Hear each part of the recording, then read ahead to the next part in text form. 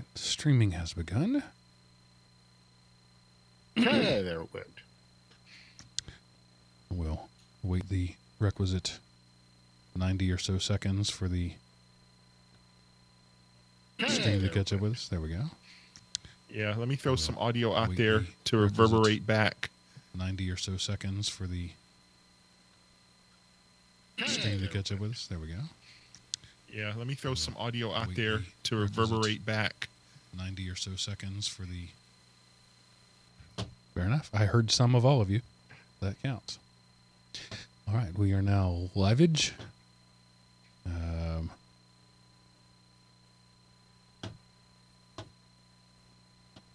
I say we hit the button and see what happens.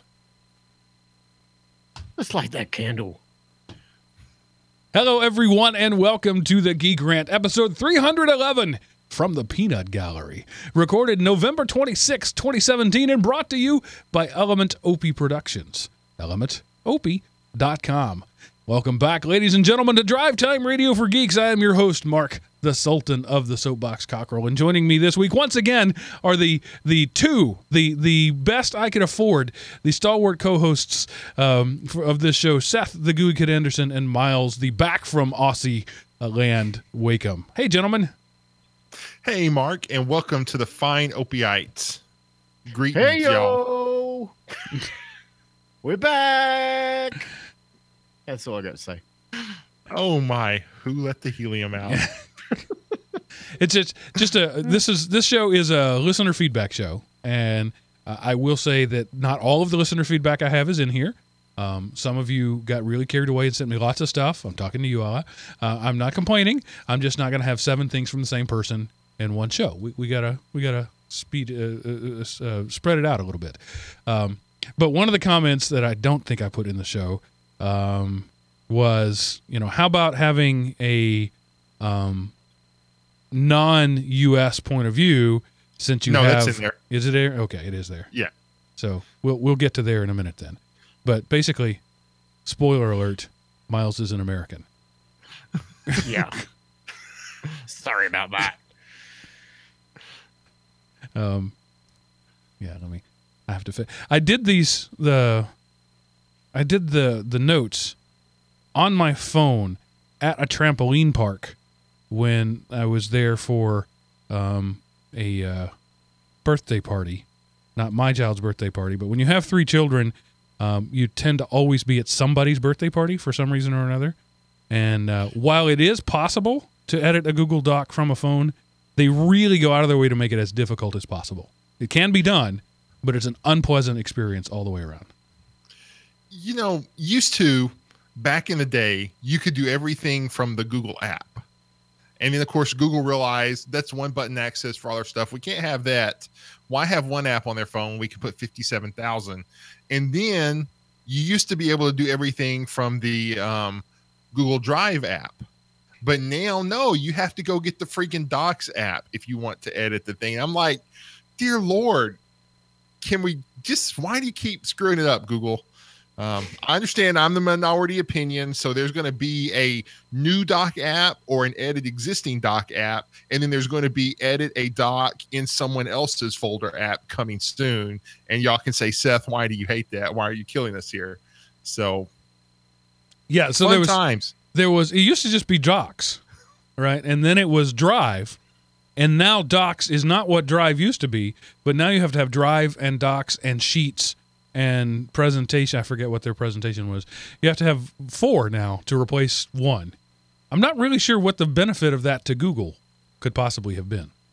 But when you're sitting on billions and billions of dollars of guaranteed ad revenue coming in from everywhere else, what else are you going to do? You're just going to make stuff up and ruin everybody else's life. It's what you do when you Google. It's like a Geico commercial. When you're Google, you mess with people. It's what you do. And do you do it because you have to? No, You do it because you can. Yeah. So anyway, I say that to say nobody sees the show notes but Seth and Miles. If things look weird to you or just generally not up to par, it's not that I did them in a hurry. It's that I did them remotely and in a hurry, kind of. I mean, when you're at when you're watching, I don't know, 12 or so children between the ages of 9 and 11 bounce on a trampoline, there's only so long that's entertaining, you know. So I was looking at my phone, I was doing thing, and there was this little 2.5 to 3, somewhere in that range, boy who was apparently unhappy with the fact that I was using my phone and literally just slapped the phone right out of my hand, bounced off the ground, slid along the floor, and his mom was like, "Oh, well, that's a thing that just happened." And that was it. Now, fortunately, there was no damage done. Had this kid broken my phone, though, I don't know what my response would have been. I can't really blame the 3-year-old. 3-year-olds are 3-year-olds. But would I have gone to the mom and say, "You owe me a new screen"? I'm not sure. I'm glad it didn't come to that, because I'm not really sure what I would have done there. But it wasn't an accident. It was a malicious, but again, malicious from the mind of a 27-month-old. For whatever reason, he just slapped the phone out of my hand. Maybe his mom had done that to him enough. I don't know. But it just brought up one of those things. What would I have done had my precious baby been damaged in that? A new episode of Judge Judy. That's what you would have done. In the generation of when I was 3, had I done something like that, that person probably would have spanked me. And then my parents would have spanked me, probably both at the park and when I got home. Yeah. So, So I looked at the child in disbelief and said, "What'd you do that for?" Not expecting a coherent answer, but just as if to convey really to the mom, this is not a thing that's okay. And then she decided to, "Oh, well, I'll discipline my child." And the discipline was, "Tell him you're sorry." And he didn't say anything. "Tell him you're sorry." He didn't say anything. "Okay, fine. No McDonald's for you." The kid's an Apple fanboy. That must be it. It's a reincarnation of Steve Jobs. You said 3-year-old. So anyway, that's neither here nor there. It's just a thing that happened. It was just an odd moment. I don't know. I mean, what was he wearing a turtleneck? I mean, no, he was not. Okay. Anyway, so I do want to say a couple of things, sort of pre-show before we get going here. One, for those of you who are watching the video, the roughly 6 of you throughout the history of time that will do that, will notice that I'm wearing glasses that I don't normally wear. These are not prescription glasses, but after Miles's raving about anti-computer glare glasses, I decided to try them out myself. So I purchased a set of cheap $15 knockoff versions of the $85 Gunner glasses that he wears. And I'm going to say I've been wearing them both at work and at home for about 3 weeks now. And these have a very minor magnification, like maybe 1 diopter magnification. And I think any benefit I get is probably more from the magnification than from the anti-glare or from the anti-blue. But at the end of a day of staring at my computer, I do feel a little better when I'm wearing these than when I'm not. So there you go. Go to Amazon, buy I think these were $14.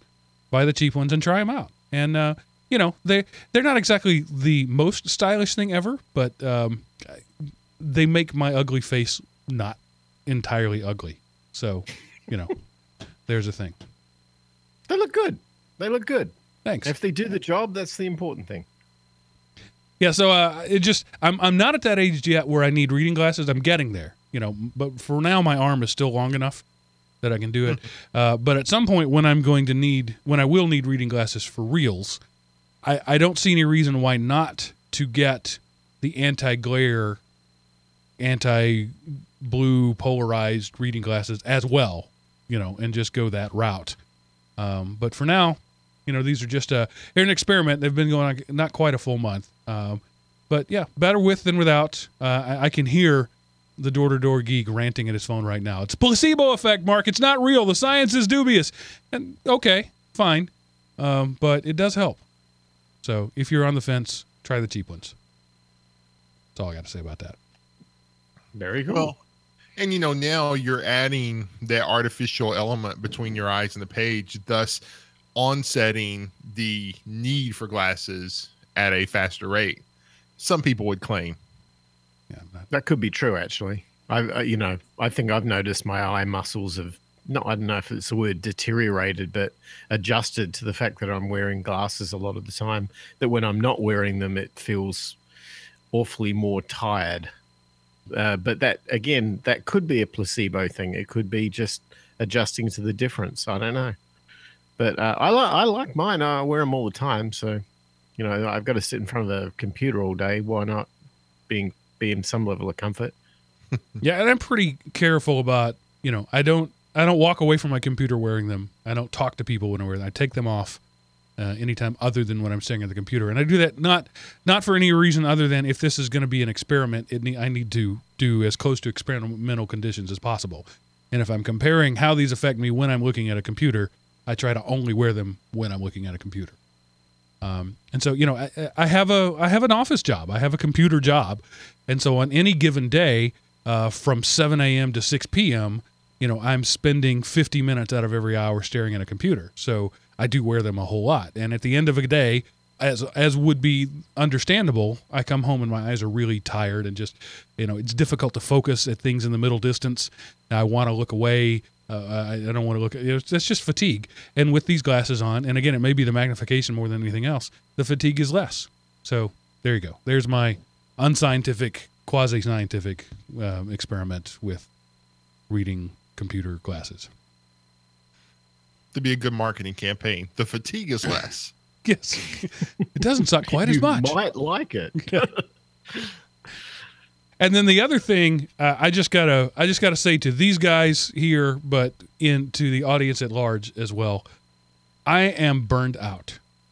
My job is demanding more of me than ever before. My family, I've got 2 teenagers and one who's rapidly approaching the teenage years. My life is crazy busy. I'm still sitting here today in the clothes I wore to church this morning because this is the first time I've really sat down at the end of the day. I'm burned out, and I can't keep doing things the way I'm doing them. So we already talked about, and we did last year, we took the December off, and Seth and Miles and I talked about doing that this year. So this is going to be the last show of this year.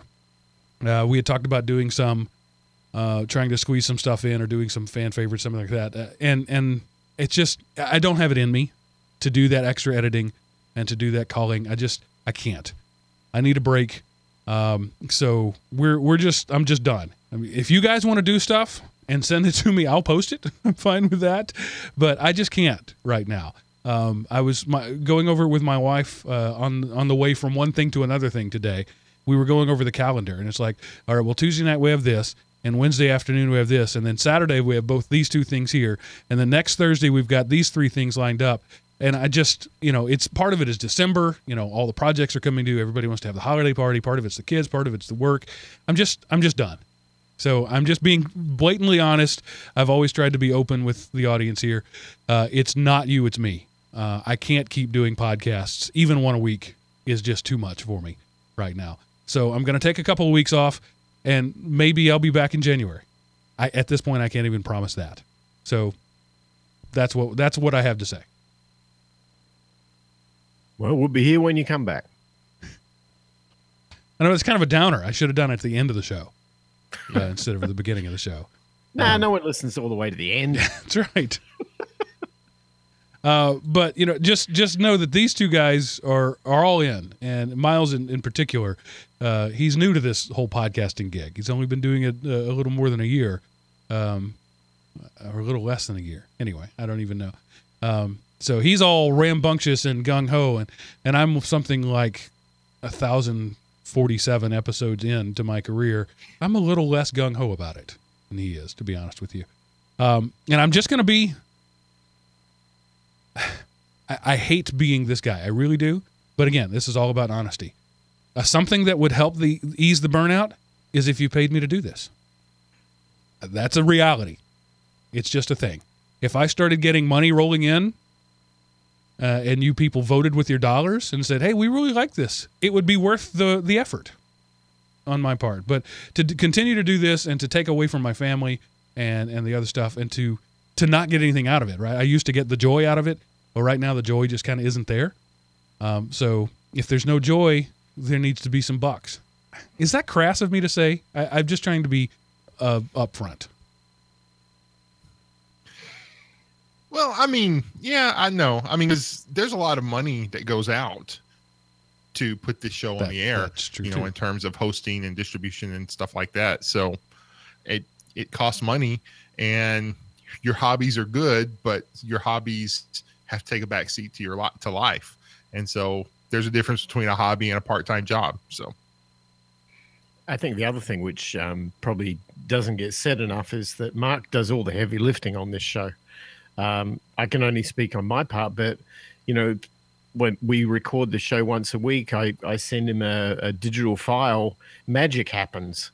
And I know how much effort that is because I used to be a sound engineer. I know what it takes to edit and clean stuff up and make all the levels right and get the encoding right and everything just perfect, and then listen to it and verify it's okay. It takes time. I mean, YouTube guys out there will complain that, to do one 30-minute YouTube episode will take them 7 hours of editing. Yeah, video takes a long time, but that doesn't understate what it takes to put a podcast together. It's a lot of work. So, I feel you, Mark. I understand where you're coming from on this. Makes sense. All right. I don't want to be a whiner, but I don't want to be dishonest either. So, so long for 2017 after this. And then I really want to come back. I want to get my mojo back. I really do.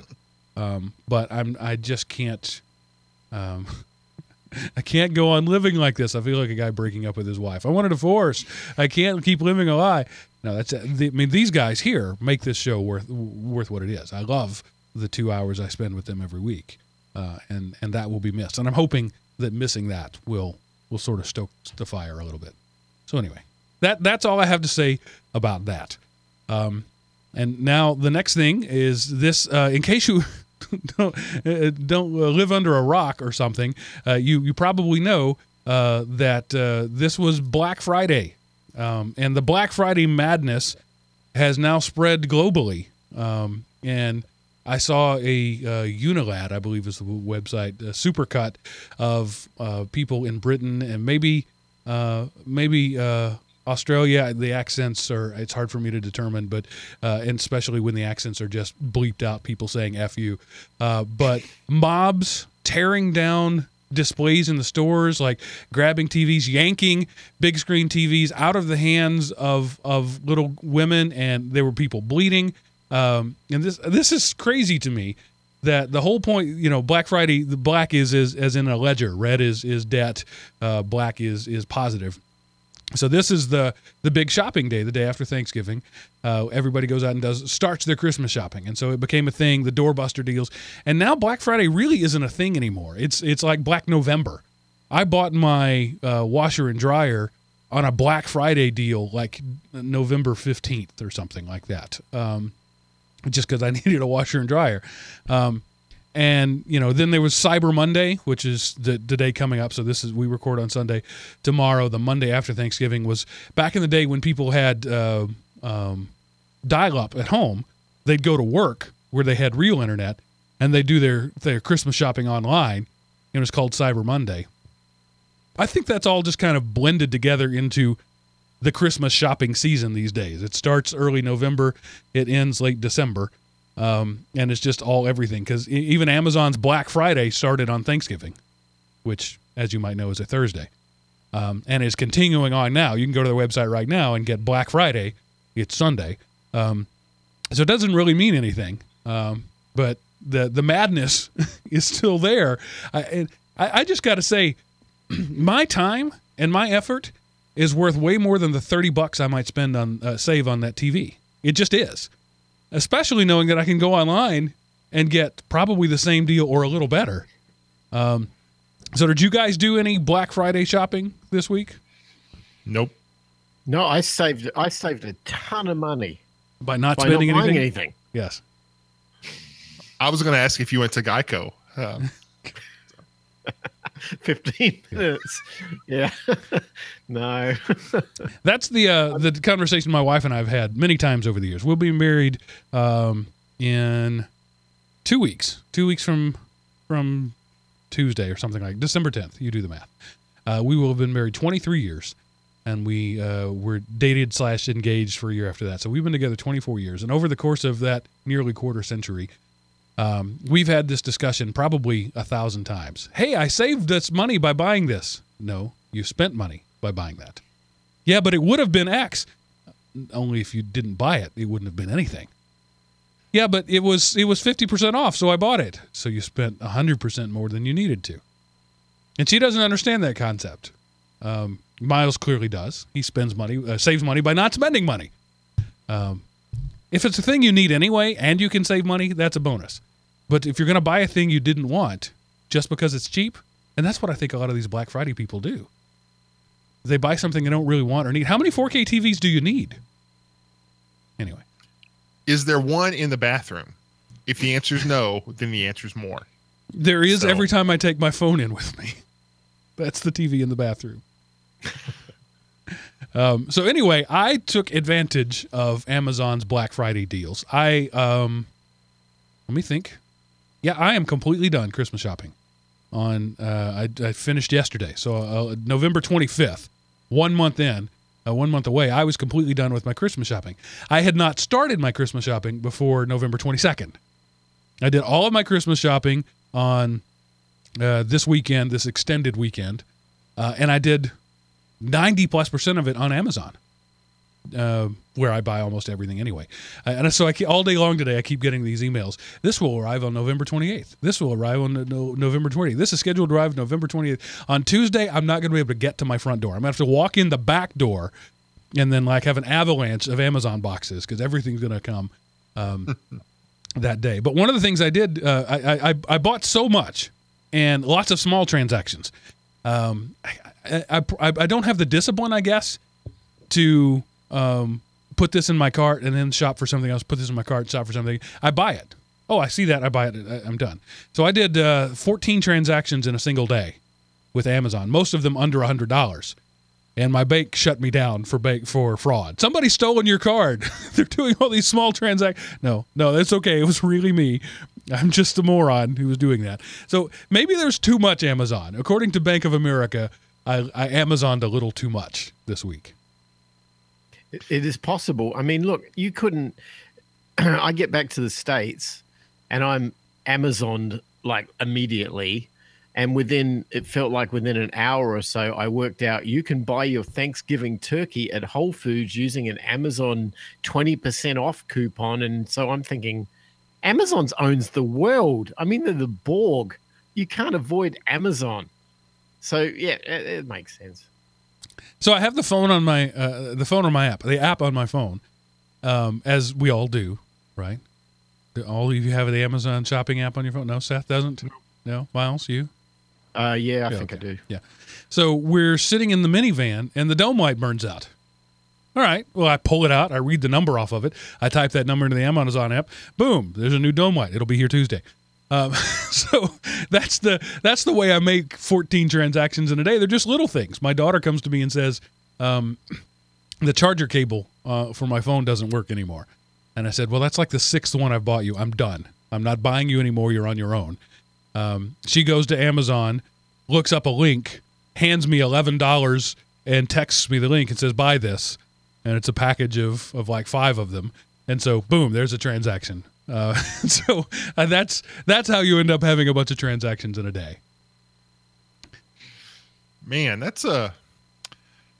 I guess what we need to do if we want to be rich and don't trust that Bitcoin will be around, we just need to invest in warehouse space, because half the country is going to be Amazon warehouse and the other half is going to be Amazon delivery vehicles clogging up the roads. No, I think you got it wrong. It's 1/3 Amazon warehouse, 1/3 Amazon delivery, and 1/3 used store space for people who don't have room to put all the stuff they bought from Amazon.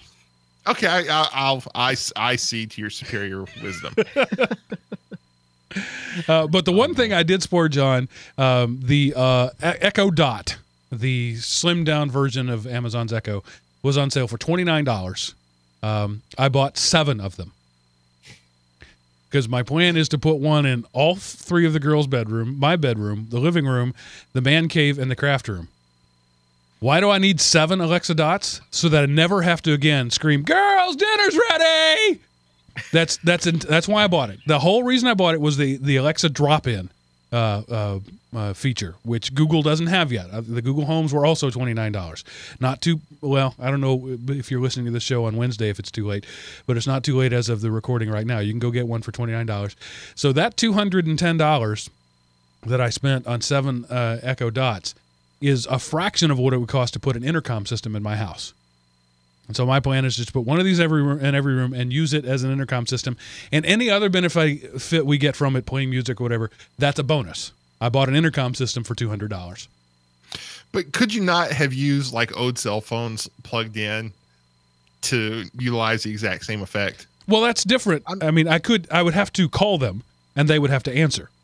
The drop-in There's feature. not some app you can, turn this useless piece of crap into an intercom app on Google Play?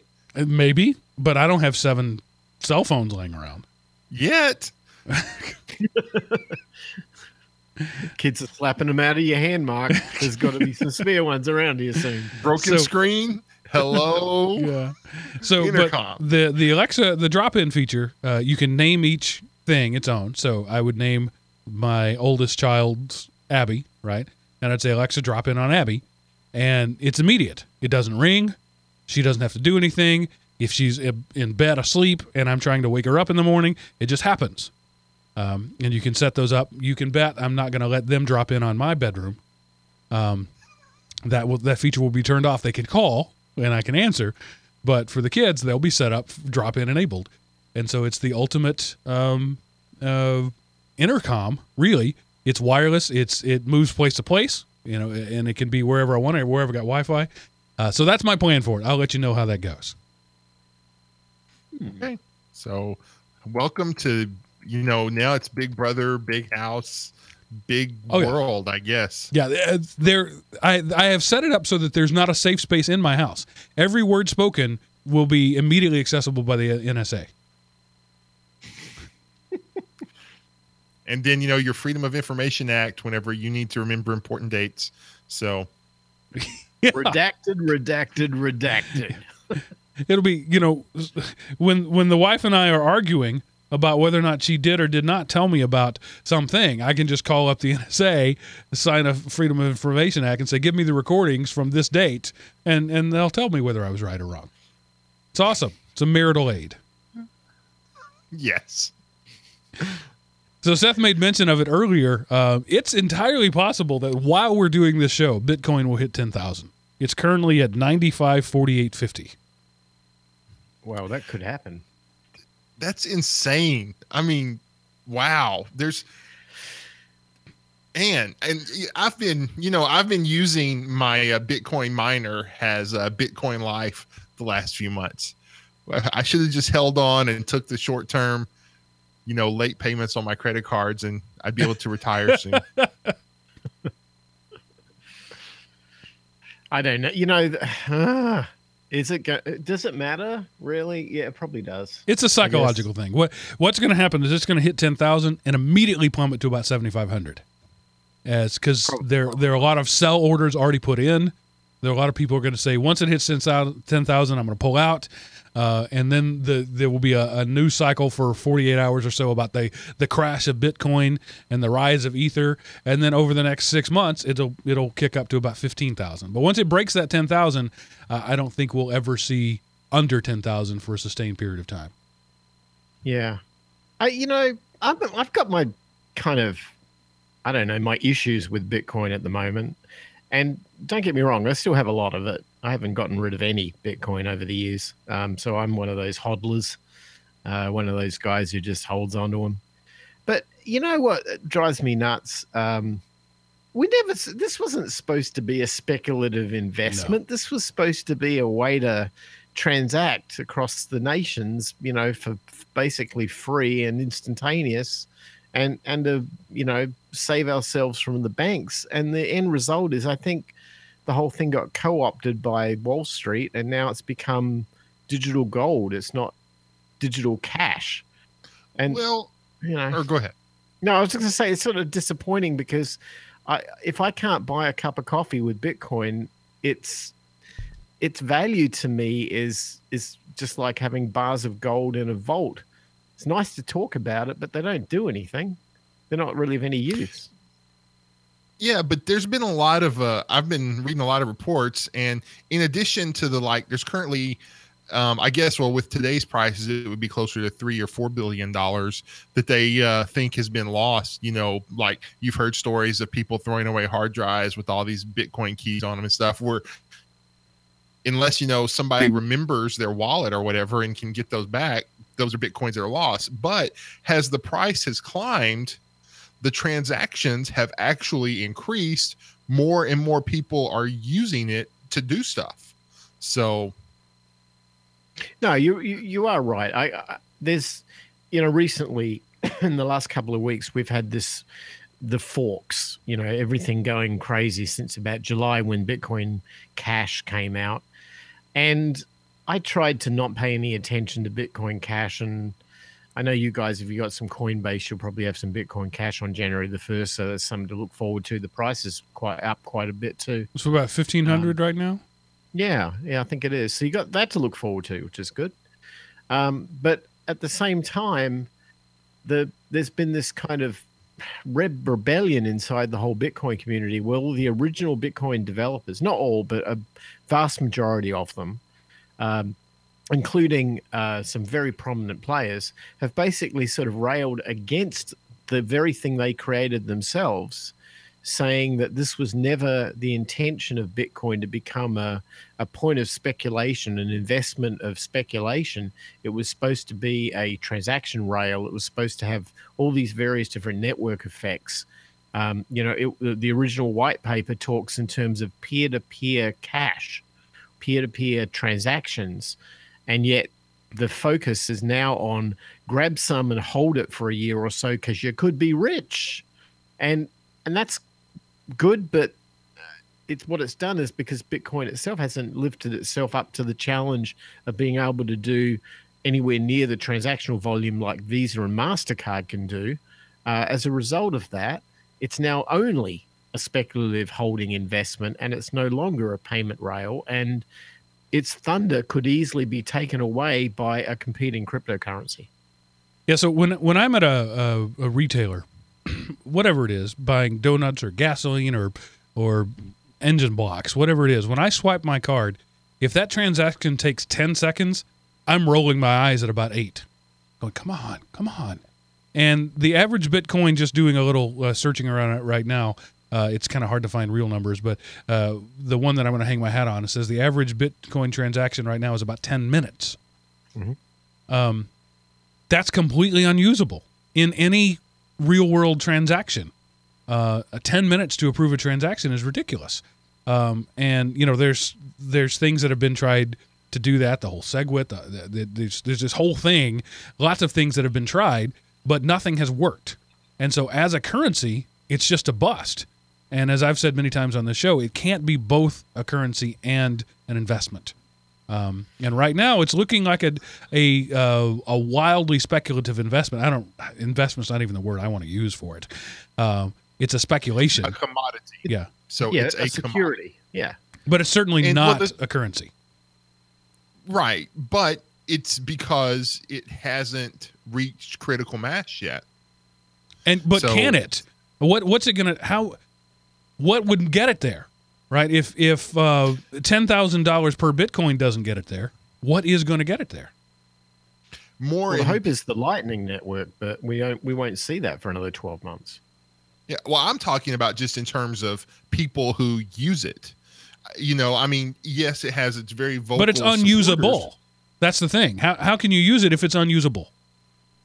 Well, okay, it's unusable for daily transactions, but if you're ordering something from Amazon, minutes is not that long to wait for something you're going to get in 2 days.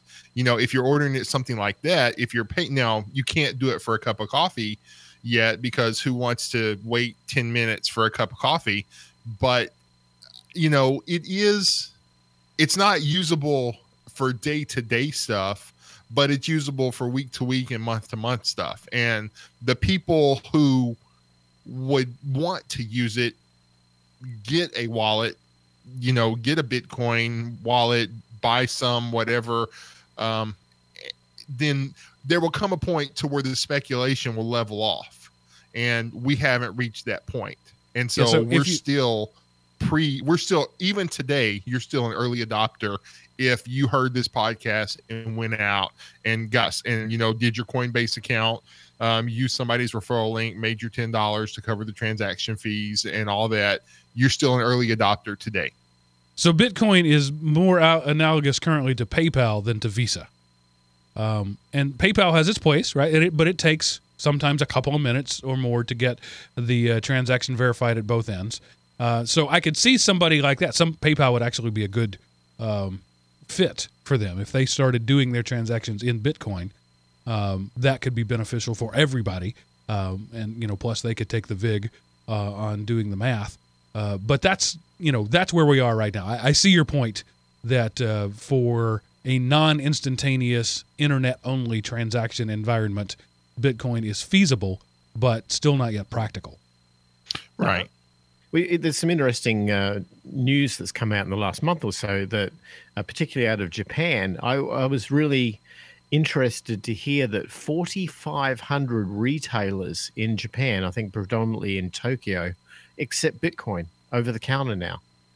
Bitcoin in Japan is now considered a legal form of transaction and currency. It's not, the government are basically on board with it. They're supporting it. There are many other governments that have taken the same stance. Mexico is one of them. And what I think of is, I think of Japan as being this overpopulated, place full of first world electronics, gadgety people who expect things instantly. And how can you do 4,500 retailers accepting Bitcoin when you're standing in line at the camera store to buy that new Fuji whatever, and you got all these people standing behind you for them to buy their transaction. You go, I want to pay with Bitcoin, please. And they go, well, that'll be 10 minutes. Mm-hmm. No, that's not going to work. They're going to have to find a way to do it. And I think what's going to happen here is Bitcoin is going to become more analogous with the SWIFT network, in that, it takes days to get a transaction from point to point because it's got to go through all these intermediaries. Well, in Bitcoin, it's got to get mined. But separate to that, they'll have separate side chains, separate payment rails like Visa and MasterCard, which can do it instantaneous. Okay, so if that's the case and you've got 4,500 vendors in Japan wanting to do transactions and they need instant transactions, I guarantee here's what they're going to do. They're not going to build a payment rail to the side of Bitcoin. They're going to use a different cryptocurrency. They're going to use Litecoin. They're going to use Bitcoin Cash. They're going to use whatever. Or the nation state will step in and go, here we go. We'll all use Japan coin. Right. The math is solved. We'll just do it our way. Right. And we've opened ourselves up to creating a problem that nobody wants to solve, which means somebody else will step in and solve the problem. And what we'll get, we may not actually like. While it's being worked out, if you use Coinbase and I use Coinbase, that transaction doesn't have to touch the blockchain. It can be uploaded later, and you can have that instantaneous. In whatever, whichever one it doesn't have to be Coinbase. You can use some other one, but if that's your portal to fiat currency, and you're both using it, then they can upload theirs, and then that can take 10 minutes or 2 days or whatever. So I don't know. It could that is a workaround / fix for the issue. Yeah, you're right. And it's an illustration of the very problem that I was talking about. And that is the whole reason why Bitcoin is $10,000 or about to be soon. The whole reason of that is because it's decentralized and there's no central authority stepping in the middle and controlling who gets what and who has access to what cash. And if we have to rely on an independent central authority a la Coinbase to do that, then we know Coinbase can get co-opted or taken over by any interest, and now the whole thing's lost. And that's, I think, the core argument of Bitcoin. The purists want it to be the white paper. The realists realize it can't be. There's got to be a negotiation somewhere in the middle that allows everybody to win. Right now, no one's willing to have the conversation, so it's probably going to be something else. And just quit being greedy. I mean, this is peer-to-peer, back in no central regulation. Give it 10 minutes. If you want it instantaneous and you're begging for a fix, that wouldn't have to be if you just waited a few minutes. So because everybody's throwing a hissy fit, the government will step in and screw it up by becoming a centralized authority. And then everybody quits using Bitcoin and goes to whatever that Bitcoin wanted to be. And then that becomes another problem. And then that becomes another problem. And the next thing you know, you've got 4,000 cryptocurrencies that nobody wants to use because of the regulation nightmare. But yet you demand something now. You demand 100% guarantees. You demand all this crap that... Sounds like fiat currency to me. Exactly. Yeah. It's exactly what we're running away from. Yeah. This show is geekery on all fronts. We talk about politics, we talk about currency, and it doesn't matter what we talk about. I always get some sort of comment from somebody saying, "I wish you'd spend less time talking about X and more time talking about Y." And then we spend some time talking about Y. You never talk about X anymore. Welcome to the world of podcasts. I did discover this week, though, that there are some things that I'm not allowed to say at work. And I'm not talking about racial slurs or anything like that. I'm talking about saying that when somebody asked me if I'd seen Justice League, my response was, I think that's a Netflix rental for me.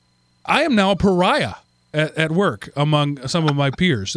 I might as well have just insulted their great-great-grandmother's brownies or something. It's like the worst thing I could possibly have said.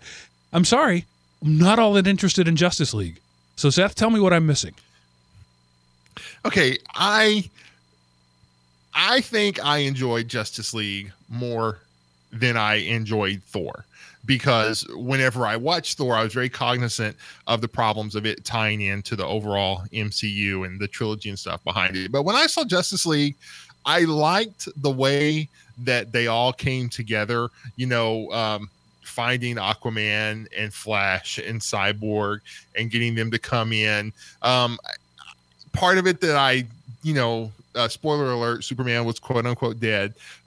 So it started out without him. And of course the world's mourned and the world's lost hope, but that kind of flew in the face of the fact that they went out of their way to show Superman wasn't all this hopeful thing. But anyway, it was very enjoyable. Some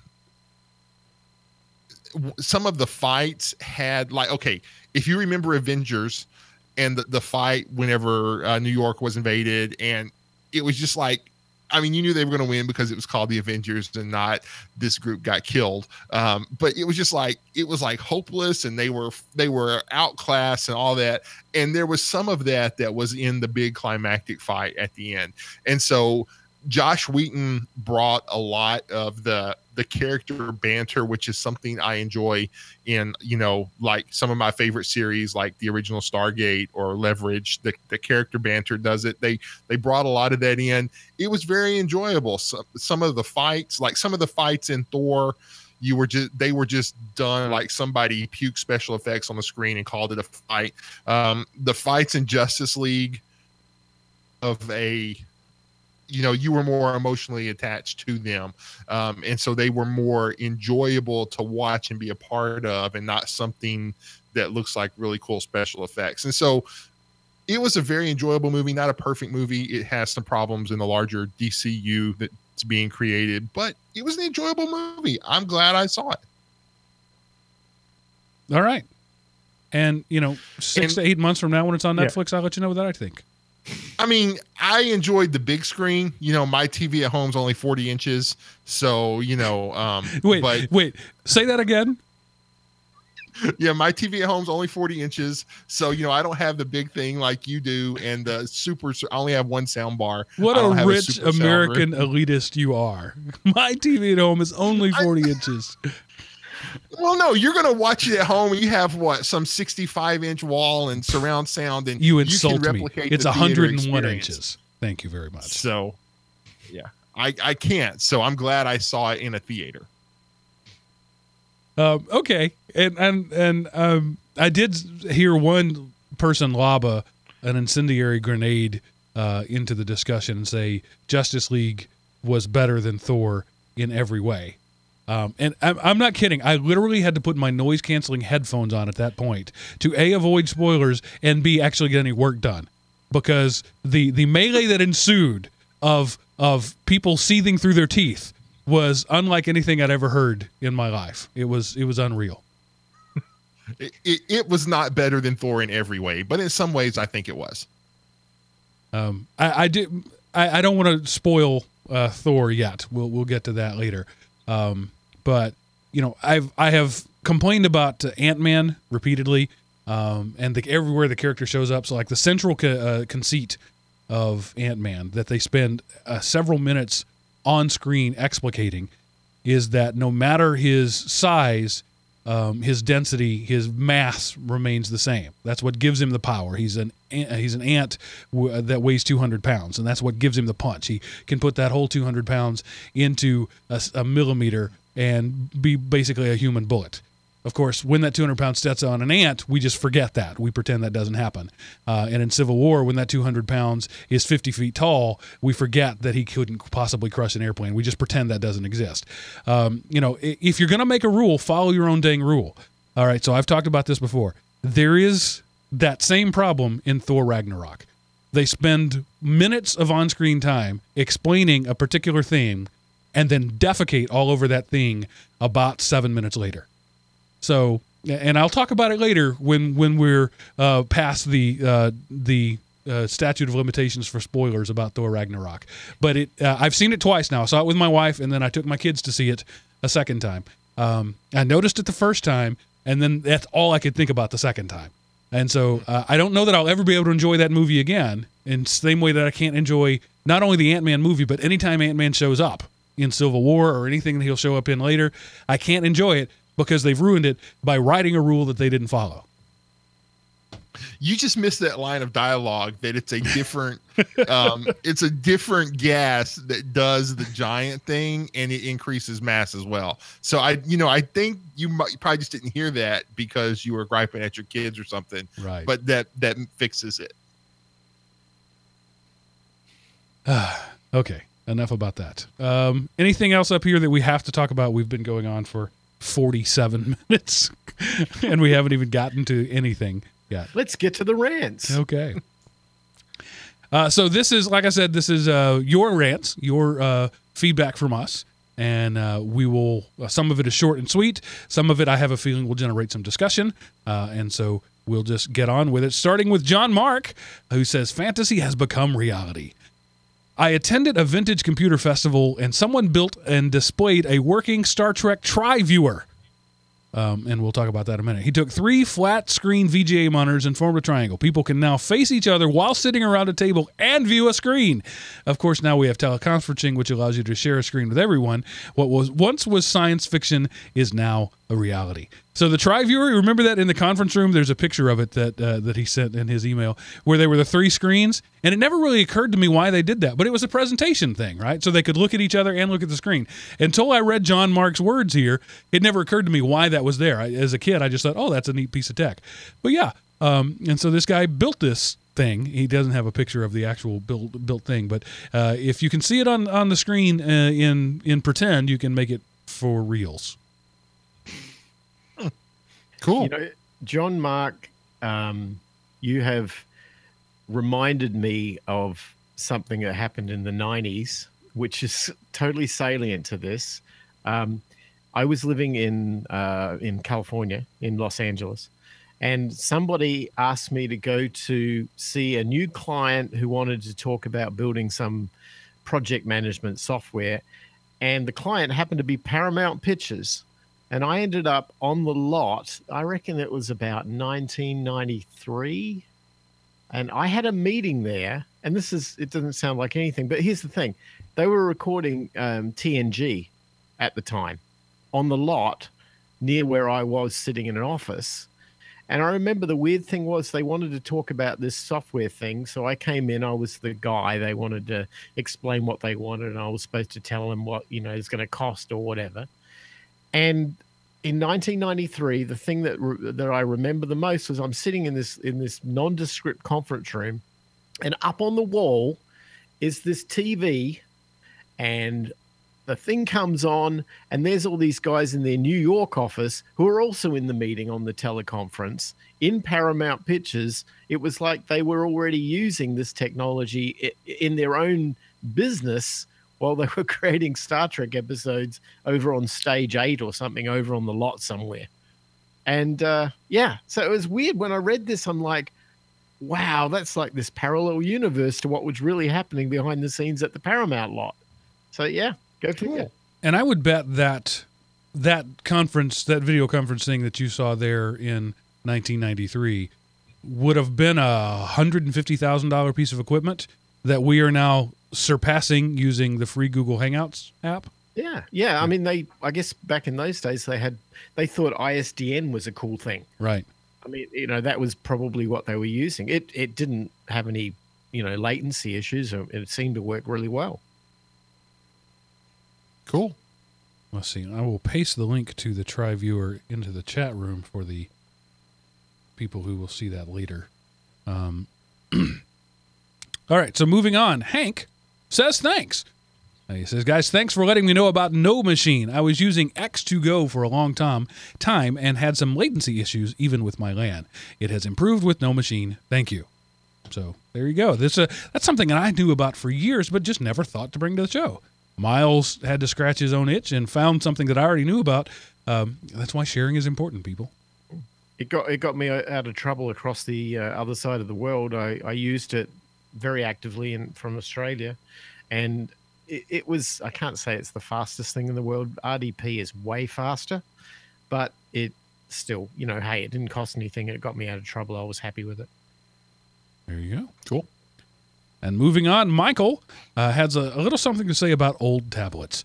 On the November 8th show, the issue of an old, slow Android tablet came up. I, too, can confirm that every Android tablet I've ever owned slowed to a crawl as it got older. But rather than spending $500 on a new high-end model, I suggest trying the last one that I purchased, specifically the 8-inch Tab 4 from Lenovo. It sells for $130 and is currently running Android 7.1.1 with bug fixes as of September 1, 2017. You could do worse. I certainly have. Wow, that I'm gonna thank Michael here, because my wife came to me this week and said, I have a birthday in December, and so she goes, I don't know what to get you for your birthday, and so I gave her these links of things that were like way too expensive, and I'm thinking, this I can't even justify expecting to get these sorts of things. So I don't know. Let me see if I can come up with something for like $100, and I need a new tablet. So you know what? I'm going to take Michael's advice. I'm going to tell her to get me this thing, and I'm going to try it out. So thank you, Michael. You've probably saved me a ton of money and got my slow tablet problem out of the way. So this show is not intended to be an ad for Amazon, but right now, Black Friday deal, the HD Fire 7-inch tablet is $29. The Kindle Fire HD 8-inch tablet is $49, and the 10-inch tablet is $99. I'm going to whisper now because this is proprietary information, but I purchased for my wife the 8-inch version for Christmas for $50, and I bought myself one just because why not? It's $50. So the Kindle Fire tablet is a very reasonable tablet. It does not come with the Google Play Store on it, but it can be added by anybody with the ability to follow instructions on a website. You don't even need to be super savvy. And at that point, it just is a regular Android tablet. So I debated back and forth between the 10 and the 8-inch, and decided to go with the 8-inch because that's more handy for one-handed typing. But yeah, $49 right now, Amazon.com. Or if you want the 7-inch tablet, as low as $30. That is, at that point, that's disposable, right? If you have kids and you want to get them a tablet, get them that 7-inch HD Kindle Fire for $30. That's a good idea too. Yeah, I like. There's a lot of perks you get with Amazon that you need an Amazon tablet to unlock. You can't really do it with an Amazon app on a Android or iPhone. So yeah, $30, $40, $50, throw away money. Yeah. Well worth it. And so Not like it has a primary computing device, but has a secondary device or first tablet for a kid. Perfect stuff. yeah, and that $29 is $20 off the regular. That actually all of those are no, it's more than that. So the regular price on the Kindle Fire 7-inch tablet is only $49. And the regular price on the 8-inch, so if you hear this after the Black Friday is over, regular price on the 8-inch is $80. And the regular price on the 10-inch is $150. Considering you could buy 3 of those for the cost of the cheapest iPad 10-inch, they're not great tablets. You know, like the camera, one of the reviews I read was the best thing I can say we have about the camera is that it has one. So, you know, not going to be taking great pictures, but for a cheap, like, kid tablet or a single purpose tablet, like one of the things that I expect my wife to use with hers primarily is in the kitchen. She's always printing recipes off of Pinterest and then taking the piece of paper into the kitchen and hanging it up and working from it. I'm going to slip this thing inside a Ziploc bag. Boom. Done. Waterproof recipe reader. So, it is the Kindle Fire, so you have to look at ads. And every button is a buy me button, pretty much. But it's a tablet, and you could hide their skins. You could load your own launchers, and you can really make them reasonable tablets for so little money. Hey, Mike, you know Android devices pretty well, right? I think I do. Okay. So if I wanted to get an Android-powered device that would be like an iPad Pro, and that is a tablet, that has one of those styluses, Mm-hmm. do you know a device that would be the best equivalent in the Android world for that? I don't know a tablet. It would be the Samsung is doing the best with the styluses right now. And Maybe the Tab. yeah, the Samsung Galaxy Tab would probably be the one. It's a 10.4 inch, I think, screen. Okay. And they have different sizes of it as well. Interesting. But you pay the premium at that point. It costs almost as much as an iPad. Oh, They're premium I just devices. have this thing about Apple. I just don't want to. It's just. But here's the thing. I got one of those capacitive stylus pens for like $2, and they work perfect on my cheap tablets. So, that's interesting. yeah, go to elementop.com/Amazon and look for the little capacitive styluses about the size of a ballpoint pen. You can even get smaller ones that are like quarter size or whatever, or quarter height size, and just try one of those and see if it works on the tablet you have. So, you got the little rubber ball and kind of, well, not ball, but just a little rubber covering on the end. And Android devices, I've used it on my Windows tablet. It's it's because like it's smaller than my finger because I have very large hands. And yeah, so I'm looking on the Samsung website right now. Their Black Friday deal: Samsung Galaxy Tab S3, 9.7 inch screen with the S Pen is what they call it, which is like a digital ballpoint pen, and I don't believe it comes with a keyboard, but you can buy a really snazzy keyboard case that pairs via Bluetooth to get that Surface Pro thing. And right now it's going for $65 directly from Samsung's website. Oh, okay. Right. I know what I'm doing after we finish recording. Yeah. I don't know how long that sale lasts, but that's the price right now. Well, let's hurry it up. Come on. And Miles just lost connection. Miles, are you there? Miles? All right, so moving on. Again, John Mark sent something, and he says, I have, he's talking about transferable skills. So I did a rant a while back about if you're unhappy in your job, you don't like the way things are going, get up off your butt and do something about it. And so he writes in response to that, I'm a real-time embedded software / firmware engineer. and I've been looking for a job for the last 3 months. I like to work with 8-bit microprocessors and microcontrollers, and for fun, I started writing assembly code for the old Motorola 6809 microprocessor. That sounds like fun. Then I had a job interview to program the old and new Motorola Freescale NXP68C08/HCS08/S08 microprocessor. Word salad. I looked at the assembly language for this part and realized that my 6809 experience was transferable to the HCS08. I felt confident I could do the job. I went to the job interview, and I got the job. So there you go. His hobby got him a job. Woohoo! You know, these embedded guys, these are real programmers. These aren't these, rad 4th generation language slackers. This guy actually codes. I mean, assembly. Come on, man. I'm glad. Congratulations on getting the job, John Mark. And you're in awe. I'm in awe of you. I mean, so that's an example of him going out and doing something. But the side hustle, the thing that he does for fun, got him a job. But also, this dude has real skills. He doesn't have a degree in 18th century women's literature.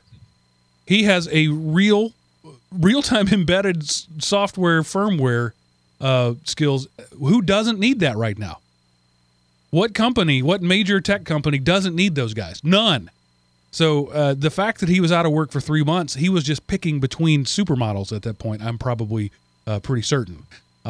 So yeah, John Mark, awesome. You did the work. You went out and you took a risk, but also good on you for having real skills. I'm afraid we're looking at a generation of people who don't know what real skills are. Am I being too harsh? I don't know. Whining is a skill. So, and participating is a skill. Look at all the trophies that have been awarded. Showing up is a skill. Come on, Mark. You're ditzing much of the generation coming after us. How dare you? Don't you have a heart? Apparently not. It might also be noteworthy to remember that the old 6809 processor was the core of the Tandy color computer. So my guess is that this guy's got a Coco. Oh, speaking of Coco, I saw that movie, the Pixar movie Coco. I forgot to put that in there. We saw it on opening day. It came out the day after Thanksgiving. The day before Thanksgiving, Wednesday. Took my kids to see it in great Pixar fashion. It's an excellent movie. Made me cry, as Pixar does. It's a story about family and about passion and about following your dreams, but also knowing where your dreams fit in reality. The nearest equivalent that a lot of people point to is the Guillermo del Toro animated film Book of Life that came out a couple of years ago. That's a fine film. My kids and I watch it pretty regularly. It's a lot of fun. I felt that Coco was much more respectful of the Mexican culture than the Book of Life. The Book of Life takes Mexican culture and pokes good-natured fun at it. And Coco really reveres it. And both are their own thing, and both have their own right. But I just really enjoyed it and wanted to mention that. Highly recommend it for anybody with young kids, but also it's totally enjoyable for a grown-up too. It's a family movie. If you love family or wish your family loved you, it's a film that you should go see. Little insert there. Okay, next up, Ala, who is a regular in the chat room, has a podcast recommendation. Hi, guys. Hope you're doing good. I just wanted to share and recommend listening to the episode of the Truth podcast that I thought was interesting and thought-provoking. It's entitled That's Democracy, and we've got a link for it that I'll try to remember to put in the show notes when I put that together. But we have actually... I'm sorry, go ahead. Yeah, I was going to say, didn't we have him on? The Truth is kind of like, radio theater for the mind. And I know we've talked about this one particular episode, but if I remember correctly, we had him on as a guest these many moons ago. I just trying to reference some of our history there. Don't remember that, but yeah. Anyway, the Truth podcast, this particular episode of That's Democracy, By the way, going to say it again. America is not a democracy. Was ever intended to be a democracy. Stop saying that it's a democracy. It's not. You don't live in a democracy. Okay, moving on. Are there any true democracies left in the world? I can't think of one. Maybe some small South African countries or something. I can't think of any globally powerful democracies. Is there anything I'm missing? I can't think of one. Yeah. I draw a blank. It's because democracy does not lend itself to that. You don't want to live in a democracy. You just think you do. Nope. Speaking of global powers, Tony comments on UK healthcare from a native perspective. We did a whole show about that a little while back. It says, as a UK subject, the conversation regarding health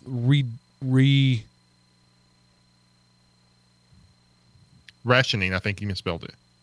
Okay, there we go. My brain just locked up. I'll go with that. Health rationing. As a UK subject, the conversation regarding health rationing is becoming all too common due to the current underfunding of the health system. All healthcare is paid for from a general taxation, and there is no health tax. It's the government's decision on what they invest in health and when they budget spending for each year. This is a limited pot, and the regional health commissioners have to try and balance the budget under the law. All emergency care is free, so if you have a heart attack as a result of your life choices, you will be treated. But if you need elective treatment, this is based on clinical guidelines. If you have the money you are quite at liberty to choose to have private treatment. But the sad truth is that many of those who smoke are very overweight are more likely to be on government benefits and not able to afford private care. No, it's not perfect, but I think I would rather have the UK system and not have to worry about a large bill after a stroke I suffered this year than the alternative of only getting health care if I paid half my pension for the privilege. So a couple things here I want to unpack. We made the comment that we weren't sure, not being citizens of the UK, subjects is the word he used, that how readily private care was available. And so he says it's there. You're completely at liberty to do it. That's awesome. But I also want to talk about where he says there is no health tax. There is.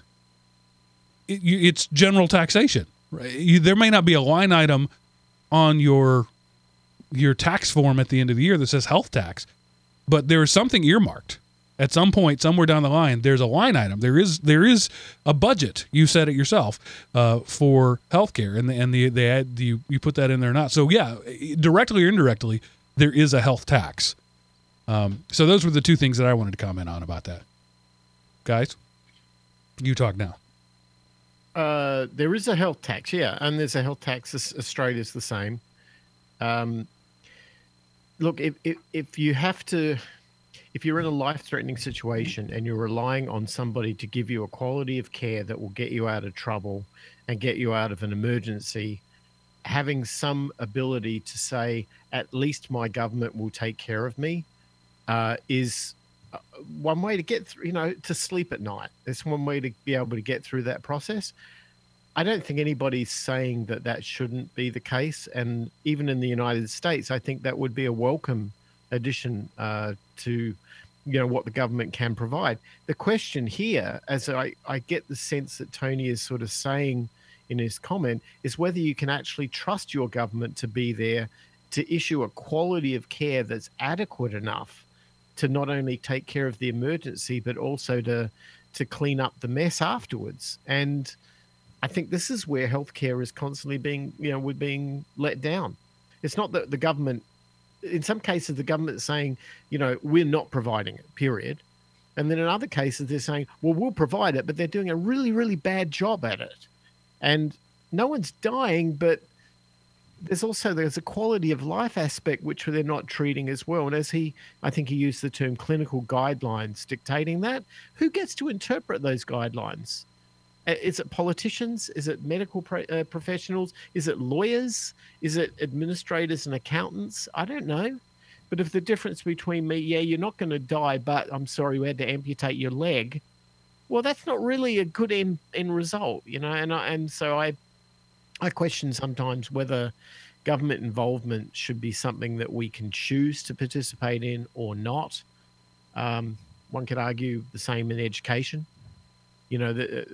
I was lucky enough to be able to afford to put my daughter in a private high school or private school. because we tried public schools, and in Arizona they were terrible, and they let her down in every single case. And I literally had to step in and go, all right, if they're not going to do it, I'll do it myself. Where do we go and how much they're going to cost? And here, have my pound of flesh. And my kid got a good education. And now looking back, I'm so glad I did. I want to be able to have the same choice in healthcare, but not be forced to have to pay a tax for something I'm not going to use. Totally agree. And, you know, again, the problem is this situation is only going to get worse because the population rates are, you know, birth rates are falling. And so you have less taxpayers supporting a proportionally larger government, proportionally larger healthcare bureaucracy. There's more bureaucratic oversight. That means there's more in the healthcare field. There's less healthcare positions and more management and more oversight and more government and more regulation and more advocates and more quality control and more janitors and more builders and housekeepers and more bookkeepers and more pension write-offs from lazy bums who were just glad to get out of the system, and less actual doctors and nurses doing the job. And so year, and these are kind of more elective things. Well, next year it's going to be, if you weigh 400 pounds and you have a heart attack, good luck. And, you know, maybe that's not next year, maybe that's next decade. And again, it's like, oh, well, you know, it would never go that way. Yeah, we'll go back in 10 years and say that these guidelines will happen in 10 years. And nobody will say, that had never happened. You know, this is the United Kingdom, and we survived the Blitz, and we'll do this, and we'll, you know, whatever. And, you know, and it's the pond. That's where you're going to be. That's where we're going to be a generation from now, because we're stupid. You know, we passed this crappy healthcare prevention bill and locked in the prices for the first couple of years. So, and now all the rails are coming off, and people are just finding out how sore it is to sit down on this new tax and how hard it is to change, because we think we're getting something for nothing.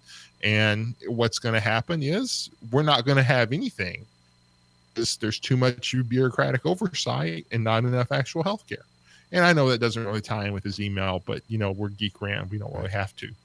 And to your point, Tony, you said something about you prefer that system to the privatized system. You know, Seth, everything that Seth just said about government is also true of bureaucratic insurance companies. The mechanism that we have, the privatized mechanism that we have in the U.S. is as broken as the public mechanism you have in the UK. The major payers in the U.S., Blue Cross, Aetna, those major companies are big enough and bureaucratic enough to be governments, and they act just as illogically as governments. The problem is not who pays for healthcare. The problem is that the individual is unwilling or unable to pay for healthcare. That's the issue. And Miles talked about his public school thing, right? He put his kid in private school, but he was still paying school taxes all those years, still is today. He's still funding a school he didn't use. And Tony, you, even though there's not a particular line item where there's no health tax, there is a health tax. How much lower would your taxes be if your government did not pay health care? They would have a hard time justifying a big chunk of the money they were taking. Now, we all know governments never give back money. But still, if they had never agreed to pay for health care, you would be paying less taxes now. I think that's a reasonable assumption to make. If the insurance that I pay into, that in many ways you could still call that a single payer system, just my single payer happens to be a company instead of a government, is every bit as broken because I'm not paying for it myself. And so they have leverage there, and they can charge me for stuff I don't use. So every month, every year, I pay a fee, whether I use it or not. And I'm a relatively healthy guy despite my obesity. I don't go to the doctor. I don't need medications. I don't take regular medications. I don't get sick very often, very rarely. Every time I go to the doctor, he tries to find something wrong with me. He likes to run EKGs and all that sort of stuff because I'm fat, therefore I must be unhealthy. And I let them, because if I'm unhealthy, I want to know it. But so far, The old ticker's still going strong. And so I'm still paying for healthcare that I'm not using. That is, that's the same as in the UK. It's the same as it is in Australia. It's the same anywhere when you're not paying for your own healthcare. And so when a system grows up around people not paying for their own healthcare, that's where the bloat comes in. If I wanted to go to a hospital today and get a quote for a surgery, that would be very near, if not entirely, impossible, because nobody actually knows what things cost. They would say, well, it depends on who your payer is. No, I'm the payer. I want to write you a check, or I'll bring in a cashier's check, or a wad of $100 bills. I need an appendectomy. How much does it cost? I don't know. Nobody could know that. I could talk to the highest level administrator. Nobody would know that answer to that question, because they'd all say, well, it depends on who the payer is. It's me. I'm the payer. And I'm exaggerating there, but that is largely how it is, that if you show up and want to pay cash for your own services, people don't know how to handle that, because the whole system is built around somebody else paying for it. So if we could abolish all of that, insurance companies, government health companies, and everything, and say, you get the healthcare you can afford to pay for, everything would be way cheaper. I'm not saying it would be better. I'm not saying it's a better system.